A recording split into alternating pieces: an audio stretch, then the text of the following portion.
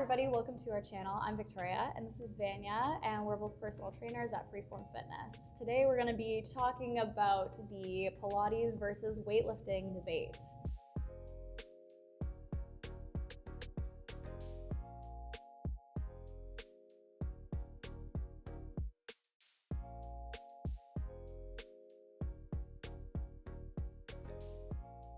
This has been very relevant since all over social media. If people are talking about why either Pilates is better than weightlifting or why weightlifting is better than Pilates, and talking about the benefits. And we're here to dispel the myths. We've gone through TikTok and looked at a few Pilates related TikTok videos to review and react to.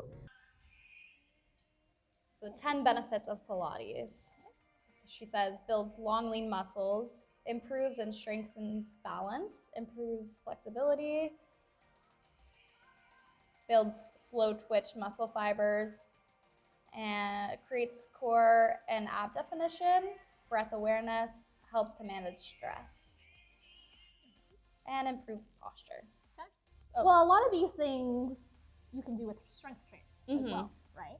Yeah, many of these things are just intentional movement that give you these benefits. With the breath awareness, with weightlifting, breath is super important. So that is definitely something that whether you're doing Pilates or whether you're doing weightlifting, you're going to need to focus on and learn how to do properly. As for the builds long lean muscle, this is a big myth that we see women talking about a lot. A lot of people want to exercise to change how they look. What exercise can't do is change your body type. One example that gets used a lot is comparing sprinters to marathon runners.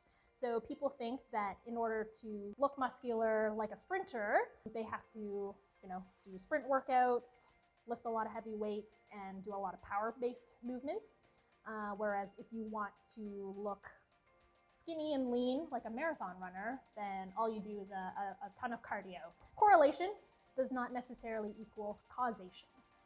So it's almost like a chicken or egg scenario, right? So do sprinters look that way because they sprint, or does their natural body type lead them to become sprinters rather than marathon runners? You can change the way your body looks, but you can't change the length of your muscles. A lot of Pilates women will have very tall and lean bodies, and their muscles are just going to look longer and they're going to have an overall slimmer appearance, whereas some people may have a shorter muscle, so they're going to have a little bit of a larger, rounder muscle appearance. So somebody like her, even if she intentionally tried to do a ton of bicep exercises to make her bicep look like Popeye's, it probably never will. And that's what people think the long lean muscle is, but that's just genetics. She's born that way, and you can't change that by doing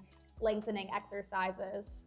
Okay, so this is a 5-minute hourglass Pilates ab workout for a snatched waist and stomach. What does that even mean? I'm not up on all this. Little waist to hip ratio. Right. Here she Why says, do they make the writing so I know. tiny and impossible All the to read? Pilates videos are like little tiny words. Yeah. Because their information is wrong. They make it difficult to read. You have to pause and really think about it. Do each exercise for 1 minute, and you can also repeat this twice for a more intense ab workout. So she's doing some type of variation of a crunch, some plank variations, some mountain climbers. It's crazy lean. Yeah. So I don't know many people where you can see their obliques. Like she does not have a lot of fat on her body. So for her doing exercises like these, you're going to be able to see your abs a lot easier. Whereas someone who may have a little bit more body fat, especially in their stomach area, ideally first they would want to lose that weight and then you could see more muscle definition. Doing these exercises alone isn't what's gonna make you have a flat stomach. Why I swear by Pilates for results. So it helps supports our hormones as women, builds core strength like nothing else, sculpts lean muscle with feminine tone, lengthens the body while strengthening, can be done anytime, anywhere. You don't need to work out for hours to see results, and it creates your true, most balanced body. What does this feminine tone mean? Yeah, I think again, that's going back to that long, lean muscle. Like women are supposed to not appear bulky. So they want like muscle definition, but not too much, which is just stupid. There's not one ideal women's body type or feminine shape. Like everybody has their own body type and they're all beautiful in their own ways. And there's no, like one woman's body is not more feminine than another's just based on how they look. So supports our hormones as women. So a lot of the Pilates TikTok trends talk about balancing your hormones and how it's a lower intensity workout that doesn't overstress your body, right? Really, any sort of exercise is going to add stress and cortisol to your body. So where stress becomes a problem is when it's chronic stress. So if you're doing a half-hour or a 1-hour workout, it's a really small period of time where your body is under a stressful situation. That is probably too little to cause hormonal issues to the average person. So when stress becomes an issue is when it's chronic stress, right? So unless you're planning on working out for like 12 hours a day, really, you know, the other stressors that you have in your life probably has more of an impact than doing a workout. I also see a lot of people who have switched over to Pilates. They come from doing lots of overtraining, so doing very high intensity exercise all the time, running 5 days a week, strength training, like just doing everything, not giving themselves enough time to recover. So obviously they're not going to see great results because of that. With strength training, it doesn't have to be these crazy high intensity workouts, and you don't have to feel like you're dying every time you leave the gym. Just like with Pilates, you can have a more slow, low intensity workout. All right, 5 reasons you should try reformer Pilates. Low impact, but still high intensity. So this person says it can be high intensity, so that contradicts the low intensity crowd. And then here they're also using dumbbells at a pretty high intensity. Yeah, there are some low intensity moves here, but also some higher cardio intense movements, like some HIIT style exercises. Yeah.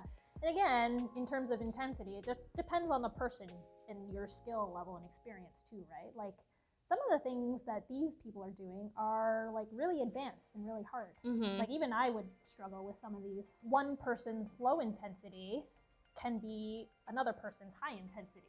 So you can't just make blanket statements like Pilates is better because it's low intensity compared to strength training. I mean, with strength training, like you can slowly build up. Like you obviously aren't going to start exercising at maximum intensity all the time. You'll start at a low intensity until your body adapts to that and then slowly build up. There's definitely a lot of room for adjustment with strength training. Well, I'm sure there is with Pilates as well. So what's the consensus, Victoria? They're both good. Both forms of exercise have its benefits. Obviously, we being personal trainers, we have a slight bias towards strength training, but we're not against Pilates. No, any way to get your body moving, I'm there for. And if you enjoy Pilates, then do Pilates. If you enjoy weightlifting, then do weightlifting. What we are against is outright lies and making people believe that they can achieve a certain thing doing something when they can't. If you're going to go into Pilates, you should never go into it with the idea that you're going to look like all these girls, because all these videos we've seen, all these women are tall, lean, have very slim body types. Yeah.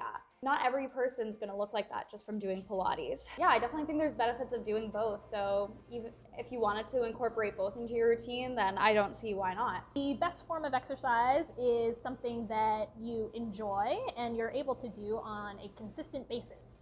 So if you enjoy doing Pilates but not strength training, you know, there's no reason why you shouldn't only do Pilates. But again, it's just like managing those expectations and making sure that you're going into these things with the right mindset. Thank you everybody for watching another one of our videos. Make sure you like the video so that we can keep making more of these videos and dispel more myths and Watch more TikToks. Yeah, watch more TikToks.